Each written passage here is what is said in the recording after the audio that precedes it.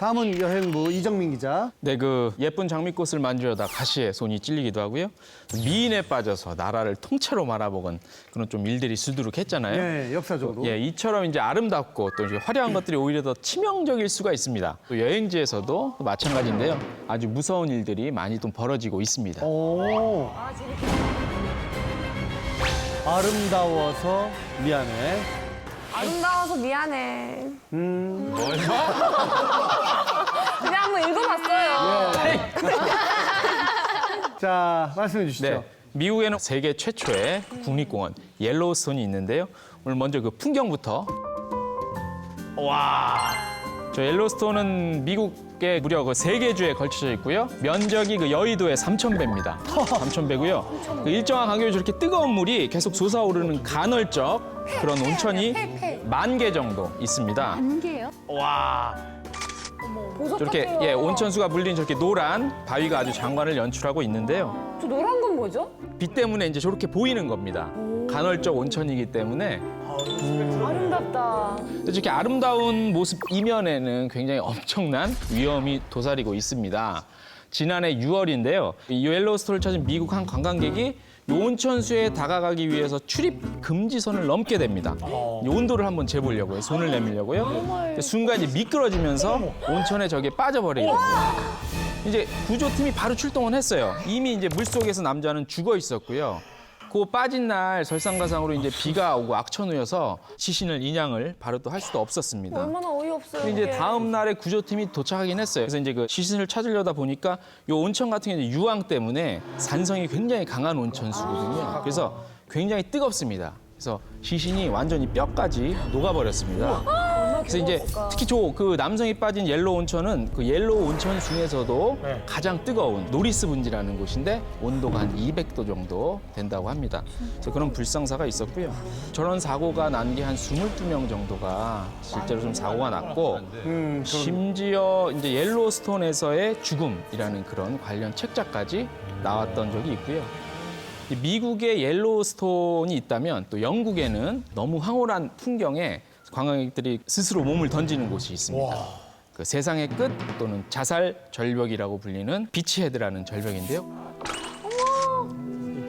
멋있다. 아름답다. 영국 남부입니다. 휴양도시 블라이튼 근교에 있는 곳인데 저희 석회암 절벽입니다. 하얀 게 석회암 때문에 저렇게 돼 있고요. 아니 그거 같지 않아요? 녹차 아이스크림 이렇게 옆에 파먹으면 그런 어떻게 보이죠? 아, 티라미수. 저게 이제 162m 정도 되는 높이고요. 저 앞에 딱 서면 그 눈앞에 저 굉장히 아름다운 바다가 펼쳐지게 되는데 저 아름다움에 홀려서 수많은 사람들이 바다 위에 뛰어내립니다. 그래서 목숨을 잃는데 그래서 영국인들은 이제 저희가 가장 아름다운 자살 장소라고도 칭하기도 하고요. 저 정상에는 이제 가드레일도 없습니다. 그래서 발 하나 삐끗하면 바로 이제 떨어지기 십상인데요. 그래서 실제로 저기 같은 경우는 이제 자살을 결심한 사람들이 일부러 찾는다고 그래요. 이제 자살 사건이 많이 일어나니까 정부에서는 정상 절벽에다가 그 생명의 전화라는 전화기를 마련을 해서 자살을 좀 방지하려는 그런 움직임도 있고요. 그 어떤 그 아름다움에 홀리다 보면 우리가 좀 위험한 결과를 초래할 수도 있으니까 그런 점 좀 주의하셔야 될 것 같습니다. 아, 근데 너무 아름답지만 위험한 곳에는 부부 생활 뭐 한 20년씩 하신 선배님들이 그런 데는 부부끼리 가는 거 아니라고. 둘 중에 하나가 밀 것 같다고. 뭐 결혼하신 분이 혼자 하시니까 뭐 그건 뭐 말도 안 되는 에이, 얘기죠. 말도 안 되죠. 제일 행복한 시기죠. 20년이면. 이제 서로에 대해서 잘 알고. 근데 만약에 일렬로 가서 3명이 앞에서 1명이 뒤에서 와야 돼. 그럼 어디 쓰실 거예요? 아니, 전 앞에 쓰죠. 오. 혹시라도 발 잘못 디뎌서 위험하면 안 되니까. 혹시 이렇게 하시려고 그러는 거 아니야? 가다가 갑자기. 아니 하룻밤 사이에 정말 시신까지 막 녹여버릴 정도로 무서운 저 온천 같은 경우에는 왜 이렇게 하지 말라는데 경고를 무시하고 하는 걸까요? 사실 이제 매너 없고 부끄러운 관광객들 때문입니다. 실제로 중국인 어떤 관광객 같은 경우는 그 온천수가 몸에 좋다고 그래서 그거를 한번 채취해 보려고 하다가 금지선을 넘어가서 100만 원 정도 되는 벌금을 좀 물기도 했던 일이 있었습니다. 이제 위험지대도 이제 보시면 이렇게 땅이 이렇게 펼쳐져 있잖아요. 굉장히 아름다워서 걸어가도 된다고 생각을 하는데 사실 저 그 밑에는 100도가 넘는 그게 끓고 있어요. 그래서 지면이 굉장히 약하기 때문에 땅이 꺼져버리면 온천으로 빨려 들어갈 수 있는 위험이 있습니다. 좀 지금 이런 것처럼 이렇게 참 아름답긴 한데 무서운 어떤 상상이나 무서운 일들이 벌어지는 곳이 또 다른 데 있습니까? 그렇죠. 그 니과스 폭포.